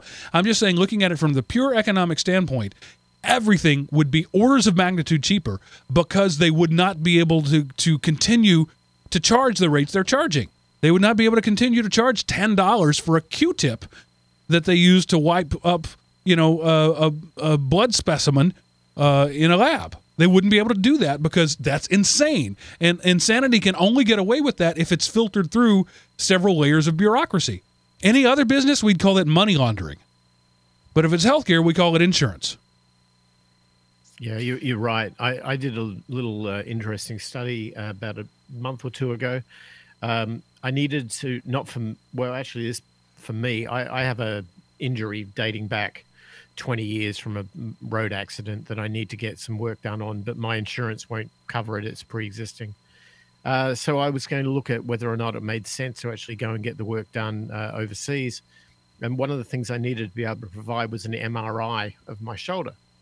So I went searching to find out, how much is it going to cost for me, because I'm going to have to pay for this. My insurance won't cover it. How much is it going to cost for me to get this MRI for the physicians to be able to know what they're dealing with? So I know, it's I think of it kind of like an architect builds a design to a building before you get the general contractors in. So the general contractor in this case would be the surgeon. The architect is the lab doing the MRI. So anyway, shopped around. Best price in the United States I could find, and nobody wanted to quote me over the phone, but I eventually managed to get it. Best price, $3,300 for an MRI. Little searching, I found out for the cost of about for me, a frequent flyer miles ticket on Southwest down to Acapulco, $450 out the door. It's exactly the same equipment, exactly the same machine. The machine is a Siemens machine, was made in Germany. It's the exact same procedure, the exact same lab result. I get it delivered to me on a DVD-ROM or something like that, and then I give it to the physician. How can it be $3,200 in one place and $450 in the other? That's the problem. We've got no choice. So this is how we're. You might not be medically getting screwed over, but financially you sure are. Yeah, and in forcing people to pay into a broken system, there's no impetus on the system to fix itself. Why should it? Everybody has to buy it. I had this surgery done for this thing on my neck that, my thought after having that whole process is, if I have a heart attack, I think it would be better to deal with it myself than the stress that would be caused by dealing with it again. But when it was time to settle up the bill, I asked them how much it would be. I showed them all the insurance I had, and then they said something, it was going to be like $1,000. And I said, okay, what if I don't show you the insurance and I just write a check right now? Oh, well, if you're paying cash, we'll do it for $5. Yeah, there's often a self-pay discount, because they don't have to go through the bureaucracy. You're saving them time and money. Yes, and I was paying for insurance, that it was cheaper. So that year, paying insurance cost me all of the premiums I paid. It was just like, like I say, I think if you told me, Seth, in 1 hour you're going to have a heart attack, 45 minutes of that would be me deciding maybe it won't be a bad one and I really don't need to go to the hospital, because the bureaucratic process that would raise my blood pressure is going up now just thinking about it. It is awful. The state of health and insurance is not health care. Insurance is not health care. If somebody tells me I pay for health care, I might go to prison on assault charges, because insurance is not health care. A doctor providing services is health care. A nurse providing services is health care. A nutrition, somebody working on nutrition, they are providing a health service. That is health care. Paying insurance companies money is not health care. Quit accepting the lie. Care. You have overpriced crappy insurance that you'll get a better deal if you say, how much is this if I pay cash? So, okay, my rant's over. Next. Yeah, there are definitely more strings I could pull to that, but we'll move on. Scott has a request that we should be more global. So I was just wondering, since you have someone on board, that we could hear maybe more about what is going on in the world. Heaven forbid our own media actually reports on anything useless, unless it involves mass murder or Trump. Anyhow, nothing to hate about the show. Keep up the good work, Scott, a.k.a. Pinecone. So, Scott, we do have a guy with a funny accent, but sadly he's an American. I do travel around a bit, though. I want to be that sort of international man of mystery, but no, I'm an American. But I'm trying to think. I tell you what, here's something, Scott. This will give you a little bit of a taste. It's very interesting how he puts it in his email that the media actually reports on anything unless it involves mass murder or Trump. Yeah. It is actually interesting, and you don't get to remember that the world isn't what the media tells you it is until you go and see it. I was very surprised when I got to small town Mount Gambier in South Australia, and I was talking to my brother-in-law. He had us over for an afternoon of barbecue at his place, and he says to me, as I get this a lot when I travel, so what's all this about Trump? What's going on about Trump? And I'm like, I don't know what's going on about Trump, because personally, whether he tweets something or he doesn't change my world in any way. I still have a life and a job and things to do and family to look after. I really don't care what he's on about this week. So I've kind of switched it off, out of sanity. But what are you hearing? And what I find out is that his news media in Australia was so pro-Trump on everything in the 2016 election. And I thought, well, that's really weird, isn't it? Because you think, like, Hillary Clinton was the Secretary of State, you'd think she'd be more in their purview. They'd be more interested in her because she's been out there traveling and representing America for years. No, it was all Trump. And then I found out, you know why? If you go in the UK, one of the dominant media channels over there is Sky. And if in Australia, the dominant media channels over there, they're all owned by Rupert Murdoch. So the Fox News network is alive and well outside of the United States as much as it is here. And yeah, the concept of getting multiple points of view on things is as distorted outside of the US as it is in the US. I'm not saying that anybody's right, wrong, or indifferent on their opinion, but trying to get a complete opinion on all things globally is a wish that isn't going to get solved by anybody, unfortunately. The one thing I can say about global, though, is that when you're overseas, a lot of the things that we deal with and we get stressed out in the United States, like, I don't know, just little things like Apple've got a new iPhone, or, there's this new thing on Pinterest, or there's this Facebook thing, or there's this, Uber thing, or whatever. Everybody in the rest of the world goes, yeah, whatever. We don't care. They're out, farming in agriculture, and they're serving people at the shop, or they're in the pub with their friends watching the football game, or they're, it's like there's much more of a human, community, village-like attitude in the places that I go to outside of the US than in the US. And I think the one thing which is a major noticeable takeaway that I've been able to get from traveling and coming back and then traveling and coming back is that, unfortunately, I think a lot of the technologies which we've invented that we get so stressed out and so almost religious about our affinity with is the one thing that's alienating us.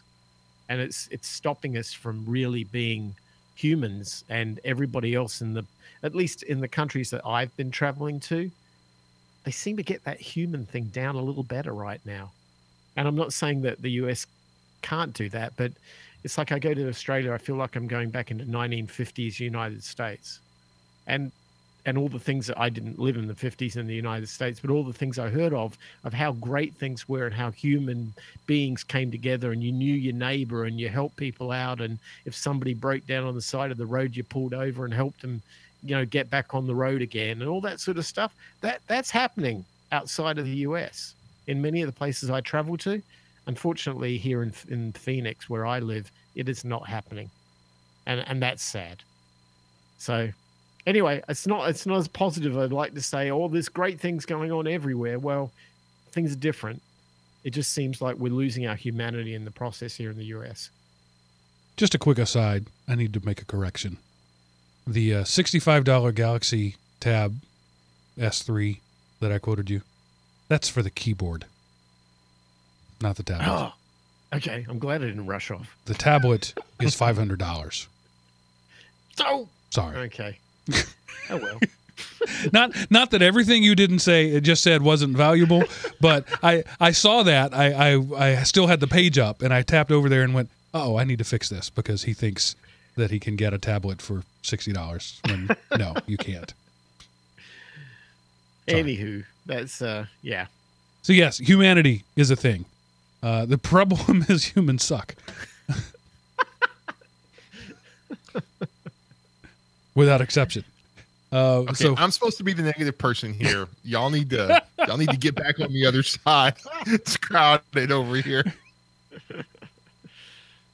all right, moving on. Eric offers a comment on episode 307. So 307 was the one where I talked about the hotel employee smoking, and we had that whole discussion about what is socially acceptable and what isn't.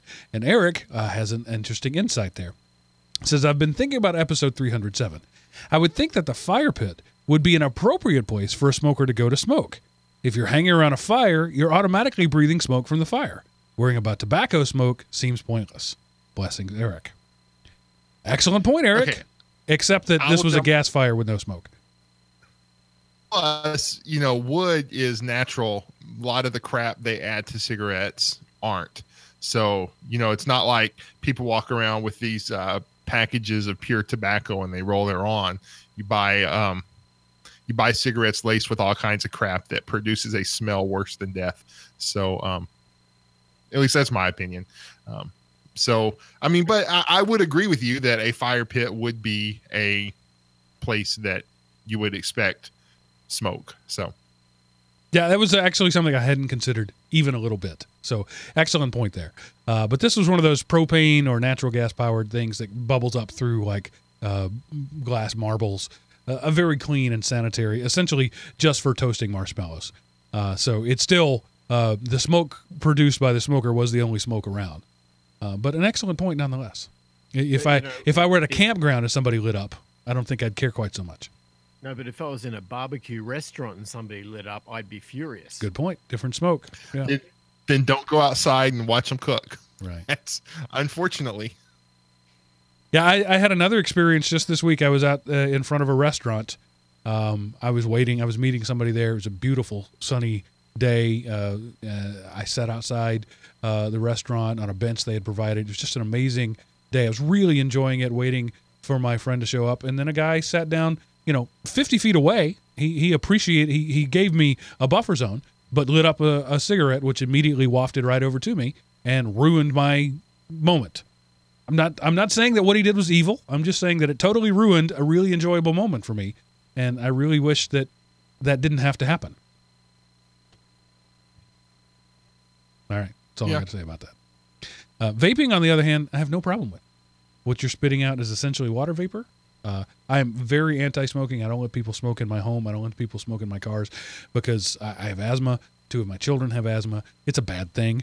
It can really ruin my day. But I let people vape in my cars because it's an entirely different experience.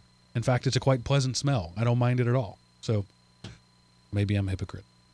Actually, I know I'm a hypocrite. Maybe I'm a hypocrite about that as well as other things. And then lastly, let's get a little geeky here. Michael is in favor of isolation, sort of the Monroe Doctrine of technology. He said on last week's show, someone mentioned their IoT devices were isolated on their own network. Great, but this is only a first step. IoT devices really need to be isolated from each other, too. A Wi-Fi-enabled washing machine should not be able to see any other devices on its Wi-Fi network. If the washing machine is malicious or gets hacked, it should not be able to infect or spy on anything else in your home. Then he gives an article link, and he says this article offers examples of what can go wrong without isolation within a LAN. Isolating devices from others on the same SSID is a standard, ordinary thing. Some, maybe many, old-school routers offer this as an option for their guest networks. Any professional router should offer it too. I've not seen a mesh router system that offered this as an option, but I've not tested if it's standard practice. Have not tested if it's standard practice on their guest networks or not. It's an easy thing to test if it's enabled with LAN scanning software. I like Fing for this as it runs on multiple operating systems. Sorry about the rant on a soapbox, but I run the routersecurity.org website, and this is my soapbox. Enjoy the show. Thanks. So routersecurity.org, I will definitely be checking that one out. I will say that my Google Wi-Fi does... when you turn on the guest network, and that's what I was talking about. I was talking about being... it's on my guest network.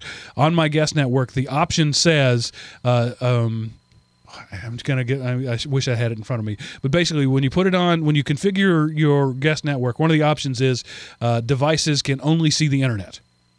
So that's how mine is configured. So all of if you connect to my Wi-Fi guest, all you see is the internet.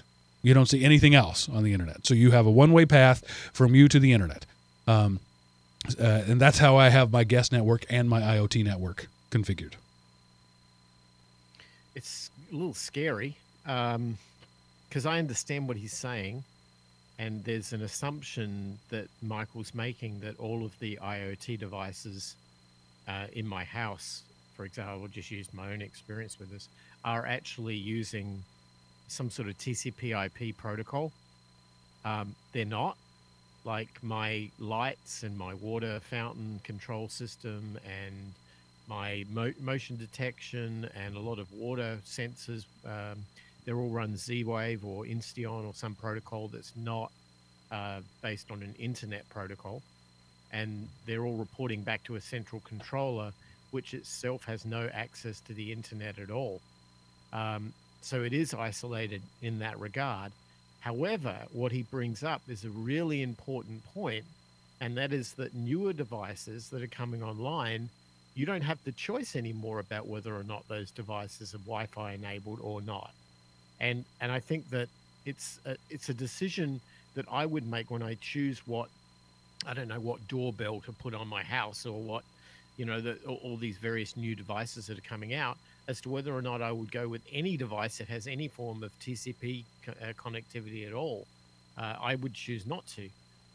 Case in point, I think I mentioned before that one of the things we were doing in the house here was putting in a water flow meter and a water shutoff valve that could be remotely able to trigger if my control system detected an excess amount of water flow. And that was something which, again, when you're traveling is important because, you want the house to look after itself. I realized, I was sort of sitting on the plane coming back from Australia and thinking to myself, if I put on a water flow shut off or turn on valve that's an IoT device, what if my house gets hacked? I mean, you think about all the things that, if it was a camera, yeah, okay, what's the bad thing if some bad guy gets in there and is stealing footage off a camera? Whatever, it's not going to ruin my life. If it's my light switches and the lights in my home and they start turning them on randomly on and off, well, whatever, not going to ruin my life. But if it's a water flow valve and they flood my house, then that's a different story, as it would also be with electrical supply or anything else. And I found myself falling into the trap of a water flow meter is just another IoT device. What could possibly go wrong? Of course it can possibly go wrong. And every single device has to be, you have to make your purchase decision on whether or not you're willing to accept that risk or not, because these devices are now touching areas that are of critical factor in your infrastructure of your house. So I would say, firstly, I hear exactly what Michael was saying, and I would never buy a TCP/IP enabled IoT device if there was an alternative to that. Having said that, I have to go and check myself, because I'm looking at buying devices that could literally destroy my house if they're hacked. At some point, though, you have to consider the likelihood of that happening. You know, are you a likely target for a dedicated attacker who wants to flood your house? You know, because I can't see script kiddies out there just searching the world for flow valves and turning them all on randomly. These days, it's write a scan and start. You know, spin up a server on AWS and go for it, and you're not doing anything. You're doing it just to piss people off. So it's not like, is somebody targeting your flow control valve? It's like, ooh, this is a cool exploit I read about. Let me see if I can catch anyone with it. And so they're not targeting you. They're targeting that device wherever it happens to be. Yeah, I mean, it could also be used as I could become an unwitting victim in a larger crime that they're trying to attack a dam or a municipal water supply. Yeah, this is a great novel, because what happens is, in the future, everything has this. And so you trigger this in like an entire subdivision or something. And so the water goes and it depletes whatever water tower or resource. So that way, whenever they launch their attack on the government installation to start a fire, the water pressure isn't there to do it. And that brings the services offline whenever their true motive of robbing the Federal Reserve or something comes out. So I'm telling you, you know, this is science, not even science fiction. This has just become fiction. You know, that it's like, oh yeah, that could happen. There's nothing far-fetched or fantasy about it. So I'm telling you, we need to go into the Element OP publishing department and get started on some of these books. $9,700 on Bitcoin, by the way. If we keep talking, we may hit 10K. Oh yeah, look at that. I'm just thinking about this, so that I'm not sure how far this rabbit hole I want to go. But if you're talking about the Z-Wave thing, there's only two ways to communicate with that. You either communicate with the hub over the internet, or you're in close physical proximity to be able to trigger the device itself. So again, you are a super targeted attack if somebody's going to be walking up to your house and walking around to find the flow control valve, because it's not going to be accessible from just any place on your house. They've got to get close enough to it that the Z-Wave can communicate. Or you just make sure that the hub itself is secured behind your firewall. It really doesn't seem like it's that big a deal to me. No, I think in that case you're right. That would be a strategy I can live with. I'm very happy with that.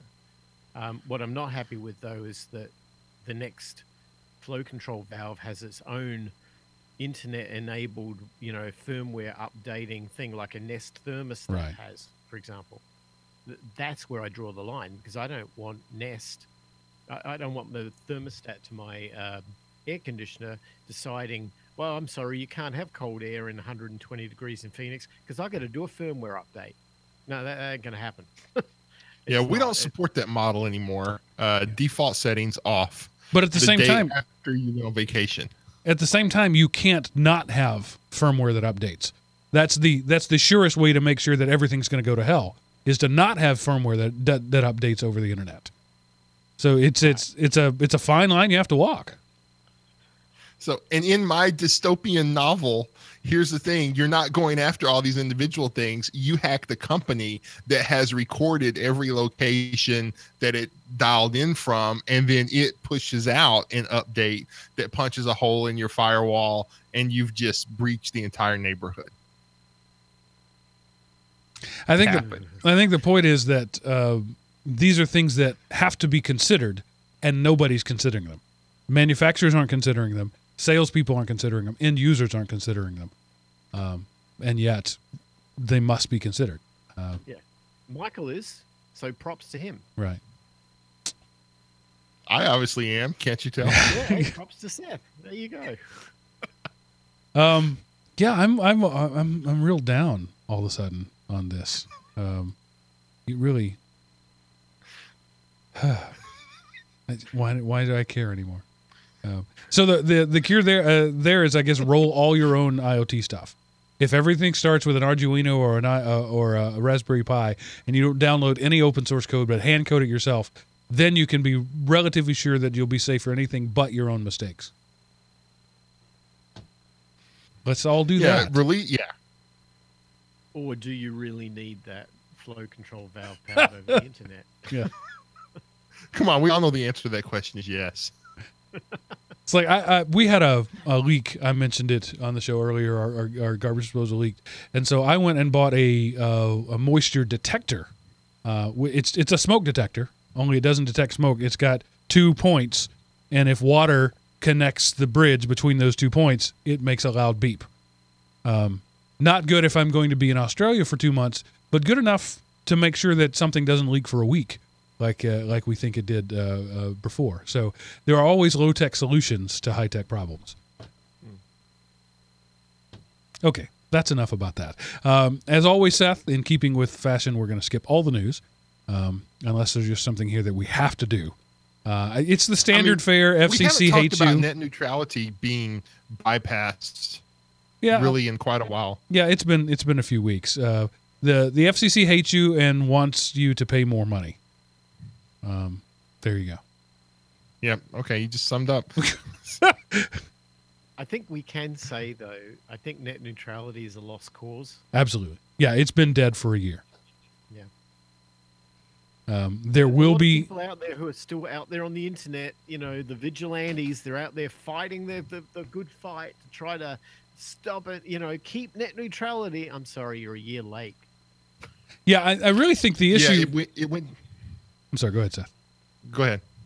No, okay. The issue is Donald Trump won the election. Yeah. So, I mean, and as much as I hate to say it, being a conservative person, the Democrats have a much better record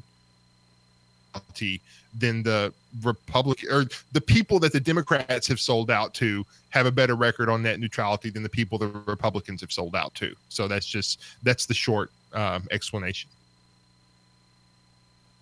Yeah, I would like to be able to offer more nuance to that, but I got nothing. Maybe in the case of, maybe in the case of, it takes a Carter to get a Reagan. Maybe we have to see what the world looks like without net neutrality before people get upset enough to bring it back. Yeah, be careful what you wish for, huh? Yeah. Okay, Seth, what happened this week in history? All right, Mark. On November the 26th, 1976, Microsoft was trademarked. Bill Gates and Paul Allen registered the trade name Microsoft with the Office of the Secretary of State of New Mexico. Previously, Gates and Allen had been working under an informal partnership known as Microsoft, a combination of microcomputer and software. The partnership continued for several more years until Microsoft incorporated in July of 1981, just prior to the introduction of the IBM PC.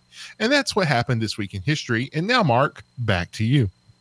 And the world was never the same again. What you love him or hate him, Bill Gates, in his partnership with Paul Allen, changed the world. You cannot deny that statement. And it all happened right here. November 26th. It is a. Yep.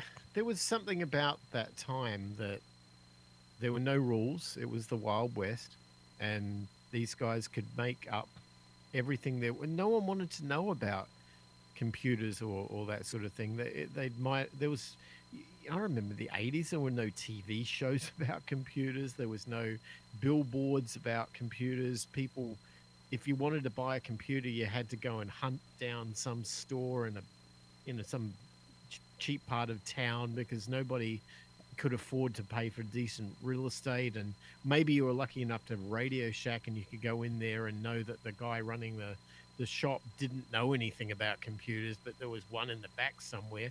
And it all sort of changed around about 81 when, Tandy had their computer centers, and there were all these computer lands, and stores like these would sort of pop up all over the place, and Apple was a thing, and all of a sudden it started to become something people wanted to talk about. And this is just indicative of technology in all forms, whether it be telephones or Bitcoin or the internet or microcomputers. And these people like Bill Gates and Paul Allen, back when they did what they were doing, they didn't know what was going to become of what, it was, to them, it was a punt.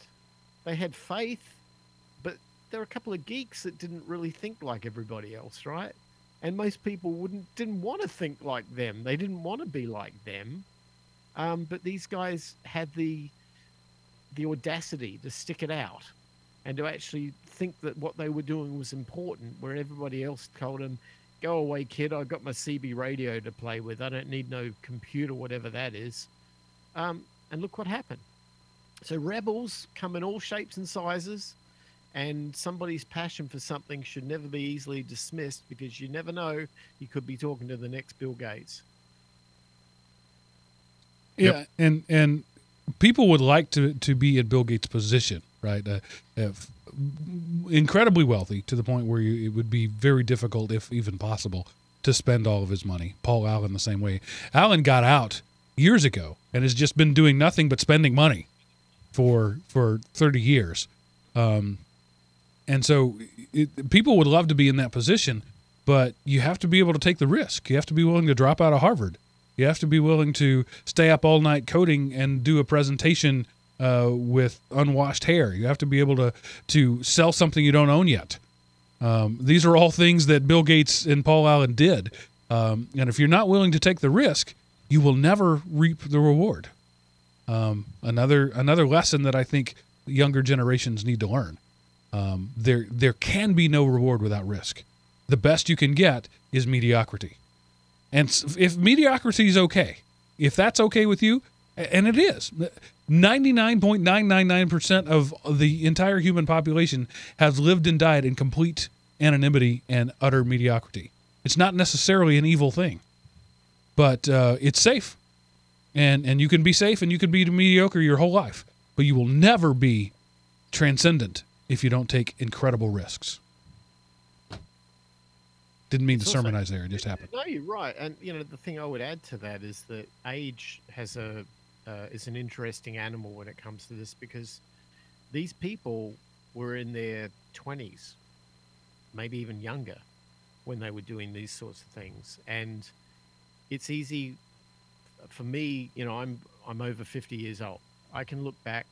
I remember what it was like when I was 20 doing the same kind of things, and not at that level, but in different things. And I thought, I was on a holy mission to do what I was doing in business. And I look back now as a 50-year-old, and it would be easy for me to sit back and dismiss what they were doing as being, those kids, what do they know?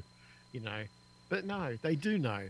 And the thing is that we have to realize that passion is not something that has age associated with it. It happens at all levels. And when somebody is passionate about something, be inquisitive as to why, because maybe they've discovered something under a rock we haven't even been willing to lift up yet. Yep. Erudite point as always, Seth. Okay, so this is the part where I tell you how you can feedback to us. Go ahead and send me feedback, even though I'm going on hiatus for a little while, I like to see your emails, and who knows, they may show up in a future listener feedback show. Go to elementop.com, click on the contact us button, answer the world's hardest CAPTCHA, fill out the form. That's the best way to do it. Or you can dial 559-IAM-OPI, record a voicemail on our Google Voice box, and we'll probably play it on the show at some point in the future. I'll certainly listen to it. So let us know what you think about anything and everything. Except maybe the color of your drapes. I probably don't need to know about that. But otherwise, all things are on the table. So now, Seth, what do you have to lower my productivity, thus making you look like a better hiring option? All right. Well, this is a YouTube video, so it has sound, but the sound is in Japanese. So this is a Japanese game show of guys trying to climb a stair that is very slippery. So it was just fun to watch, and it was silly. Nothing big or earth shattering, and you don't have to have sound. But like I say, it's just kind of funny. So Japanese game show trying to climb up stairs that are filled with some type of oil, and of course, they fall down and wreck everybody below them. And sometimes when somebody else is ahead of you, almost to the top, you grab them and pull them down with you. And it was just you probably won't super laugh out loud, but you will chuckle several times through. Japanese culture is such an odd mix of the proper and the indecent, just reveling in the streets together. These guys who are climbing oil-covered stairs in skin-tight leotards are probably businessmen who are hammering out multi-million-dollar deals Monday through Friday, and Saturday, this is what they do for fun. It's such an odd mix of what is proper and what is ludicrous, and they respect both equally. Yeah, if this were an American game show, there would be 15 or 20 scantily clad women, with larger than average chest size walking around doing this too. So to me, this is innocent kind of fun. It's silly. And yes, it's very stupid, but you can watch this with your 3 or 4 year old and they will laugh, and it's just fun. So I miss some of the great shows like Wipeout, things like that are, that were family friendly, and you were laughing with the people and not laughing at them. It saddens me that so much of American comedy is laughing at people. Nobody's laughing with Little Honey Boo Boo. That whole show is about looking at them and saying, I feel better about myself because at least I'm not them. Right. Anyway, now I'm sad again. Man, that's just got to be you, Mark, because this should have raised you up. No, I'm enjoying watching these guys, and the dude got almost to the top. He really had the technique nailed, and then boom, he's gone. And I'm enjoying this. This is 9 minutes and 12 seconds. These guys, they were really into this. They were dedicated to this. So anyway, like I say, just enjoy it. Share it with the family as they come in. For if you've already had Thanksgiving and people are coming in for Christmas, hey, let's watch this. And I could see this as like something playing in a boardroom before a meeting as some sort of motivational thing about never giving up, or about being stupid. Either one. Anyway, so that's it for a while. The last show of 2017 for sure, unless these guys put their heads together and do something without me. I am going dark. I'm going on vacation, and then we'll see what happens after that. I'm coming back.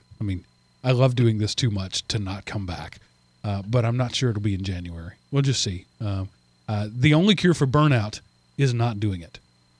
There's just no other cure. There's no amount of pep talk or anything that's going to make me less burned out. There's something that I have to stop doing. I can't stop working because people need me to work. I can't stop being the parent of teenager. Oh my God, do I wish I could some days. So the only pressure valve I have is stopping this and a couple of other non-essential things. So anyway, there we are. Sorry to be a bummer. love you all. It's been a great year, 2017. I look forward to more in the future, and we'll see you later. Remember, pay for what you like. Doodaloo. All right, let me stop the YouTube video. Bye, YouTube peoples.